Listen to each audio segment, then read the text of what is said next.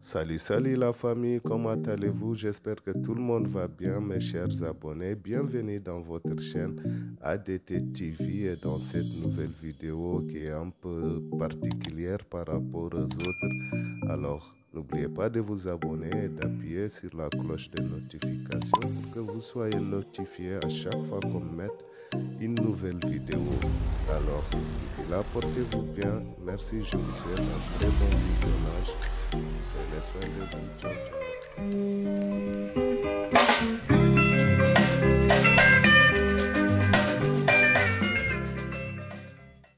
L'esclave qui n'est pas capable d'assumer sa révolte ne mérite pas que l'on s'apitoie sur son sort. Cet esclave répondra seul de son malheur s'il se fait des illusions sur la condescendance suspecte d'un maître qui prétend l'affranchir. Seule la lutte. Dans notre misère, nous acceptons de nous reconnaître comme tels, mais nous nous imposons de lutter contre cela, contre cette situation, parce que rien n'est immuable.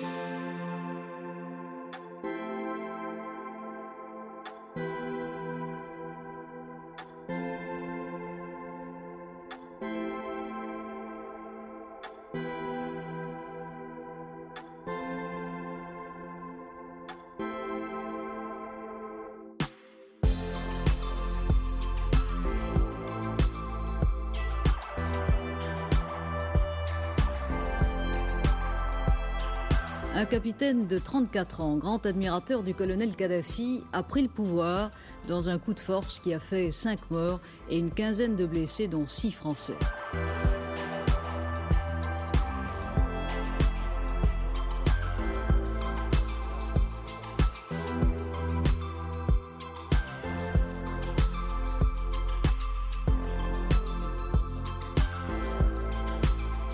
Dans certains pays, seulement 4% de la population réussit à nourrir toute une population de plus de 200 millions d'habitants et même à exporter et à constituer autour de l'agriculture une puissance économique. Il n'est pas normal qu'ici, à plus de 90% d'agriculteurs, de cultivateurs, de paysans, nous ne soyons pas encore en mesure de nous autosuffire.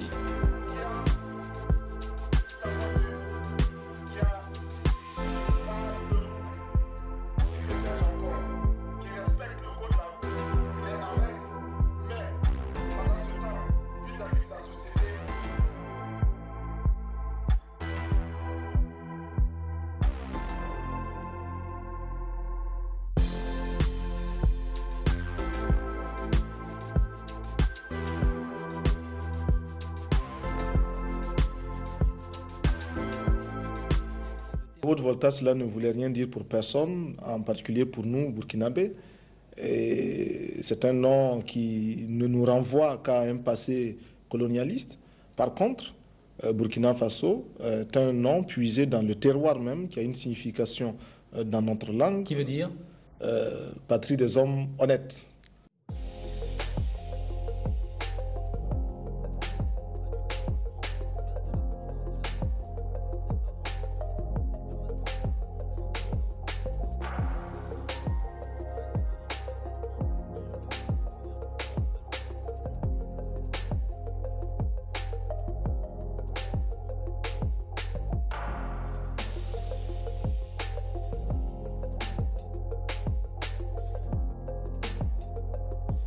Fini les Mercedes, aujourd'hui les ministres roulent en R5 et sans chauffeur.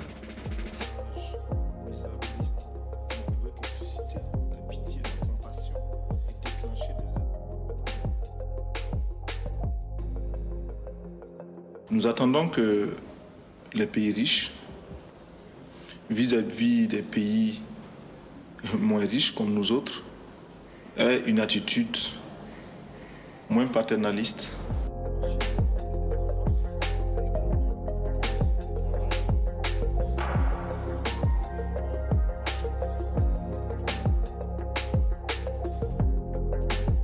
Si nous ne payons pas, nos bailleurs de fonds ne mourront pas. Soyons-en sûrs. Par contre, si nous payons, c'est nous qui allons mourir.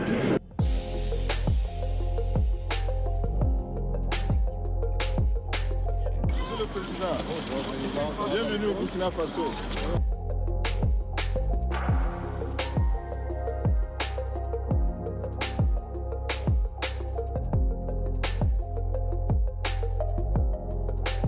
C'est dans ce contexte, Monsieur François Mitterrand, que nous n'avons pas compris comment des bandits comme Jonas Savimbi, des tueurs comme Peter Botta ont eu le droit de parcourir la France si belle et si propre. Ils l'ont taché. C'est un homme un peu dérangeant, le président Sankara. Hein? Non, c'est vrai, il vous titille, il pose des questions, quoi. Avec lui, il n'est pas facile de dormir en paix. Il a le tranchant d'une belle jeunesse et le mérite d'un chef d'État totalement dévoué à son peuple. Et moi, j'admire ses qualités qui sont grandes, mais il tranche trop aussi. Il va plus loin qu'il ne faut, à mon avis, hein, qui me permettent de lui parler du haut de mon expérience. Le côté lumière du capitaine, son intégrité, qu'on attrape une exciseuse pour lui fasse payer une amende. Stanislas Damiba fait partie des 600 jeunes burkinabés, des orphelins en majorité, envoyés par Thomas Sankara à Cuba pour suivre une formation. Il y a 35 ans, des étudiants issus des familles défavorisées du pays promis à un bel avenir. 12, 14 et 16 ans.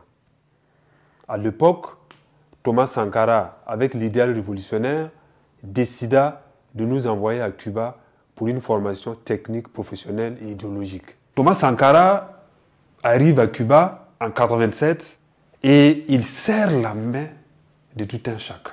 Les 475 garçons et les 135 filles, et il disait ceci: formez-vous bien pour venir développer votre pays. Tout ce que le pays d'accueil vous servait, il fallait le manger parce que le révolutionnaire s'adapte en tout temps et en tout lieu. Et juste après, il a été assassiné.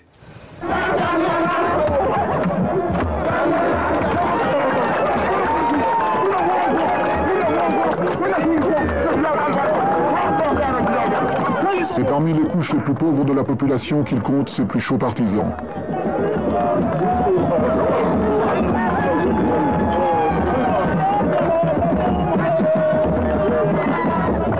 Malgré son jeune âge, son engagement politique n'est pas récent. En 1980, il est secrétaire d'État à l'information sous l'avant-dernier régime avant de démissionner. Puis participant au coup d'État du dernier président, le commandant médecin Jean-Baptiste Ouedraogo, il devient Premier ministre, est arrêté, libéré et fait le coup d'État. Sitôt au pouvoir, il veut galvaniser les foules en utilisant un langage où le slogan incantatoire tente de faire passer les mots d'ordre. Chacun doit se convaincre que c'est un changement révolutionnaire.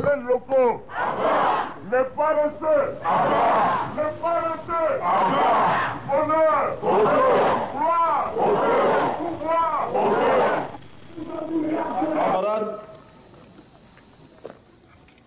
il faut enterrer tous les ennemis du peuple. Il faut enterrer tous les défauts qui empêchent le peuple de se libérer, qui empêchent le peuple de construire son bonheur. Si depuis 20 ans, chaque week-end, les femmes puisaient de l'eau comme elles le font, il y a longtemps que nous aurions rempli 20 barrages à Pau. Le pays n'est pas pauvre. Au contraire, il y a des ressources. En vous mettant au travail pour construire ces 20 villas, en vous mettant à la tâche, vous avez décidé de vous prouver à vous-même que vous êtes capable de transformer la réalité de cette ville de Pau. En effet, vous pouvez la transformer, cette réalité. Mais pour cela, il faut bannir de vos rangs les paresseux. Ceux qui ne veulent pas travailler. Il faut bannir de vos rangs les féodaux, les équilibristes. Ceux qui croient que ce chantier est pour eux l'occasion de devenir de petits patrons pour les élections futures.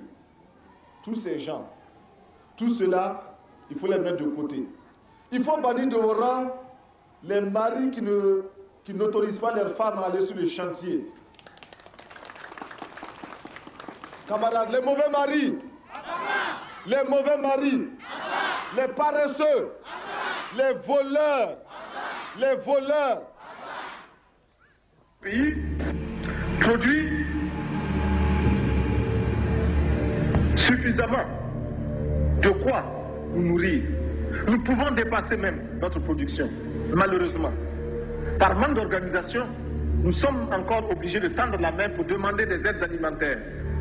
Ces aides alimentaires qui nous bloquent, qui nous inspirent, qui installent dans nos esprits cette habitude, ces réflexes de mendiants, d'assister. Il ne sera resté que 4 ans à la tête de son pays. Et pourtant, près de 3 décennies après, ses compatriotes, mais également la jeunesse africaine dans son écrasante majorité, et même certains leaders d'Amérique latine, le considèrent encore comme l'un des personnages les plus marquants de l'histoire du XXe siècle. L'évocation de son seul nom suscite encore et toujours beaucoup de passion. Beaucoup le perçoivent comme le symbole de la lutte contre le néocolonialisme, ou encore le retour à l'authenticité, la vraie. Thomas Sankara. En 20 ans d'existence, jamais vous, auditeurs, n'aviez tant réclamé le portrait d'un personnage.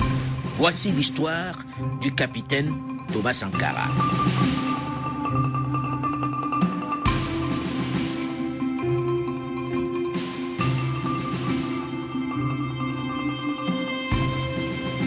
La révolution est victoire.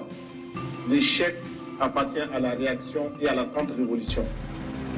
Camarades, l'impérialisme, le néocolonialisme, les élèves réactionnaires, les élèves indisciplinés et paresseux, les professeurs carents, les vomissures de la contre-révolution, les vipères qui s'infiltrent dans nos écoles, les pentades orgueilleuses, les hiboux au regard bruyant, l'anarcho-syndicalisme, la petite bourgeoisie affolée.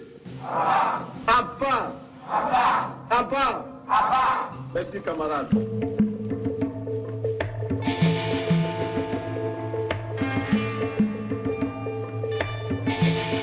Je viens à cette 39e session vous parler au nom d'un peuple qui, sur la terre de ses ancêtres, a choisi dorénavant de s'affirmer et de s'assumer dans son histoire, dans ses aspects positifs comme dans ses aspects négatifs, sans complexe aucun. Je viens ici enfin, mandaté par le Conseil national de la Révolution du Burkina Faso, pour exprimer les vues de mon peuple concernant les problèmes inscrits à l'ordre du jour et qui constituent la trame tragique des événements qui fissurent douloureusement les fondements du monde en cette fin du XXe siècle. Un monde où l'humanité est transformée en cirque, déchirée par les luttes entre les grands et les semi-grands, battue par les bandes armées, soumise aux violences et aux pillages. Un monde où des nations, se soustrayant à la juridiction internationale, commandent des groupes de hors-la-loi vivant de rapines et organisant d'ignobles trafics de fusils à la main. Ce 14 octobre 1984, les grands dirigeants du monde découvrent à l'occasion de cette 39e session de l'Assemblée générale des Nations unies le révolutionnaire qui, depuis 1 an exactement qu'il a pris les rênes de son pays, petit territoire d'Afrique de l'Ouest, jusque-là difficilement localisable sur une carte, multiplie les actions d'éclat, bouscule les habitudes, instaure une nouvelle approche de la relation Nord-Sud. Le capitaine Thomas Sankara qui n'hésite plus à s'attaquer à certains tabous, à certaines résolutions que n'osaient pas dénoncer les dirigeants africains. Permettez-moi, vous qui m'écoutez, que je le dise, je ne parle pas seulement au nom du Burkina Faso, tant aimé, mais également au nom de tous ceux qui ont mal quelque part. Je parle au nom de ces millions d'êtres qui sont dans les ghettos, parce qu'ils ont la peau noire, ou qu'ils sont de cultures différentes, et qui bénéficie d'un statut à peine supérieur à celui d'un animal.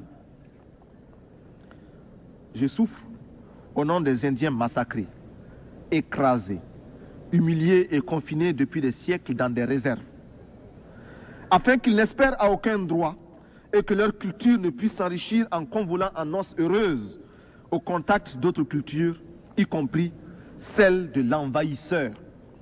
Je m'exclame au nom des chômeurs d'un système structurellement injuste et conjoncturellement désaxé, réduit à ne percevoir de la vie que le reflet de celle des plus nantis. Je parle au nom des femmes du monde entier qui souffrent d'un système d'exploitation imposé par les mâles. En ce qui nous concerne, nous sommes prêts à accueillir toutes les suggestions du monde entier nous permettant de parvenir à l'épanouissement total de la femme burkinabé. En retour, nous donnons en partage à tous les pays l'expérience positive que nous entreprenons avec des femmes désormais présentes à tous les échelons de l'appareil d'État et de la vie sociale au Burkina Faso. L'insolence, la provocation vis-à-vis de l'hôte américain ne s'arrête pas là. Après un discours fleuve où il s'attaque pêle-mêle à l'impérialisme, à la colonisation, au trafic d'armes, à la politique raciste sud-africaine et à ses soutiens, où il dénonce les incohérences des traditionnels riches donneurs de leçons, il s'attaque à un autre sujet qui divise, un sujet auquel ne se risquent pas souvent les dirigeants du Sud, Israël et la situation de la Palestine. Mais la recherche de la paix va de pair avec l'application ferme du droit des pays à l'indépendance. Sur ce point, le palmarès le plus impitoyable, le plus pitoyable, le plus lamentable, oui, le plus lamentable, est détenu au Moyen-Orient en termes d'arrogance, d'insolence et d'incroyable entêtement d'un petit pays, Israël, qui, depuis plus de 20 ans, avec l'inqualifiable complicité de son puissant protecteur, les États-Unis d'Amérique, continue à défier la communauté internationale au mépris d'une histoire qui, hier encore, désignait chaque juif à l'horreur des fours crématoires. Israël en arrive à infliger à d'autres ce qui fut son propre calvaire. En tout état de cause, Israël, dont nous aimons le peuple pour son courage et ses sacrifices d'hier, doit savoir que les conditions de sa propre quiétude ne résident que dans sa puissance militaire financée par l'extérieur. Israël doit commencer à apprendre à devenir une nation comme les autres nations, parmi les autres. Pour l'heure, nous tenons à affirmer, du haut de cette tribune, notre solidarité militante et agissante à l'endroit des combattants, femmes et hommes de ce peuple merveilleux de la Palestine. Si certains au sein de cette assemblée de la Tour de Verre de Manhattan font la grimace, Thomas Sankara, lui, est heureux. Même s'il sait qu'il s'attaque à plus fort que lui, même s'il sait qu'il n'est, comme on dit dans la forêt équatoriale, qu'une mouche sur la queue d'un éléphant, il a le sentiment ce jour-là d'avoir dit tout haut ce que pensent les sans-voix dont il se veut désormais l'un des porte-paroles. Il a l'intention de dénoncer partout où il le peut l'impérialisme et le néocolonialisme. L'impérialisme, l'impérialisme, le néocolonialisme, le racisme, le fantochisme, gloire, dignité, pouvoir, la patrie ou la mort, la patrie ou la mort. Merci camarades. Déjà que, quelques jours plus tôt, bousculant toutes les règles diplomatiques, il s'est rendu dans le mythique quartier noir de Harlem pour rencontrer les communautés africaines, mais également les populations afro-américaines. Un événement exceptionnel aux États-Unis où jusque-là, les autorités s'étaient employées pour empêcher les leaders africains d'aller à la rencontre de la communauté de Harlem. Ce 3 octobre 1984, à Downtown, la salle Harriet Tubman est pleine à craquer pour écouter le politicien qui, pendant plus d'une heure, va tenir son public en haleine. Il suggère même dans son discours enflammé, ponctué de « yes »,« right »,« it's true » et même de pleurs, des orientations de vote. Nous devons mener le combat qui nous soustraira à la domination des autres hommes et à leur oppression. We have to lead the struggle to free ourselves from oppression and other people. Certains noirs ont peur et ils préfèrent s'inféoder aux blancs. Some blacks are scared and are dogging before the white men. Il faut les dénoncer, il faut les combattre. We have to denounce them and fight them. Nous devons être fiers d'être noirs. You have to be proud to be black.